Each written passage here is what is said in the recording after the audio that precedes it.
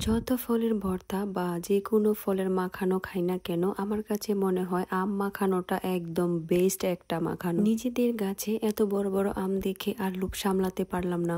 যেহেতু প্রচন্ড গরম, তাই ভাবলাম আজকে আম ভর্তা বা আম মাখানো হয়ে যাক। গাছের সাইজ আহামরি বড় না, তাই সাহস করে আমি গাছে উঠে গেলাম, কারণ গাছটা খুব ছোট।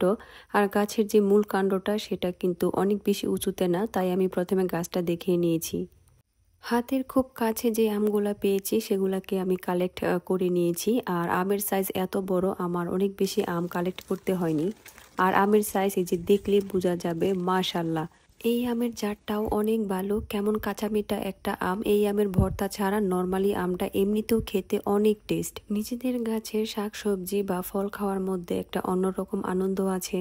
ফরমালিন বা রাসায়নিক সারের কোনো ঝামেলাই নেই, একদম জৈবভাবে আমাদের সব সবজি করা। আর এটা যেহেতু একটা আম গাছ, আর এই গাছটা বেশ বড়, এই ধরনের গাছে কোনো রকম যত্নের প্রয়োজন হয় না। এই গাছের আমগুলো কিন্তু এখনো পুরোপুরি বড় হয়নি, কিন্তু এখনই যে বড় সাইজ, এই আমটা যখন পরিপক্ক হয় তখন মাশাল্লাহ এই আমগুলো অনেক বড় বড় হয়ে থাকে। সো আমরা আজকে এই পরিমাণ আম কালেক্ট করেছি, আর আমরা আজকে এই আম দিয়ে একটা খুব মজার আম ভর্তা করব। আমের খোসা ছাড়িয়ে নিচ্ছি, আর আমের খোসা ছাড়াতে ছাড়াতে আমরা অনেক রকম গল্প করছিলাম। আর যেহেতু বেশ রোদ উঠেছে, তাই আজকে আমের ভর্তাটা একটু অন্যরকম মজা হবে।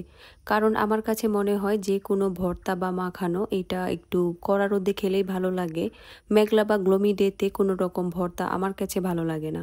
এই ধরনের ভর্তায় অবশ্যই শুকনো মরিচ ইউজ করতে হবে, আর মরিচটা অবশ্যই পুড়িয়ে নিতে হবে। এই আমগুলো যেহেতু কাঁচা মিঠা আম, তা আমি ঝালের পরিমাণ একটু বেশি করে নিয়েছি।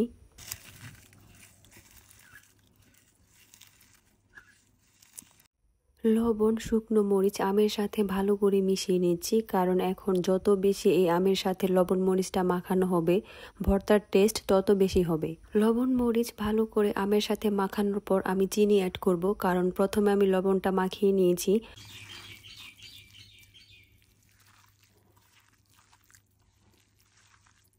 সবশেষে আমি কিছু লেবু পাতা অ্যাড করে নিচ্ছি। এই ধরনের ভর্তায় লেবু পাতার ফ্লেভারটা জাস্ট অসাধারণ লাগে। এই রকম গাছের কাঁচা মিঠা আম, লবণ মরিচ, চিনি, সাথে কিছু লেবু পাতার ফ্লেভার কি যে একটা অসাধারণ টেস্ট। পুরো ভর্তাটা যদি কেউ খেতে পারতেন তাহলে বুঝতে পারতেন এটা আসলে কোন ধরনের টেস্ট। এই ধরনের কাঁচা মিঠা আমের আম মাখানো আমাদের সবার অনেক পছন্দ, আর গরমে আমি প্রায় এই আম ভর্তাটা করে থাকি। এই গরমে ঠান্ডা পানি খেয়ে যতটা না শান্তি পেয়েছি, তার চেয়ে দ্বিগুণ শান্তি পেয়েছি এই রকম মজার একটা আম মাখানো খেয়ে। এই ধরনের আম মাখানো দেখে কার কার জিভে পানি চলে এসেছে আমাকে জানাবেন।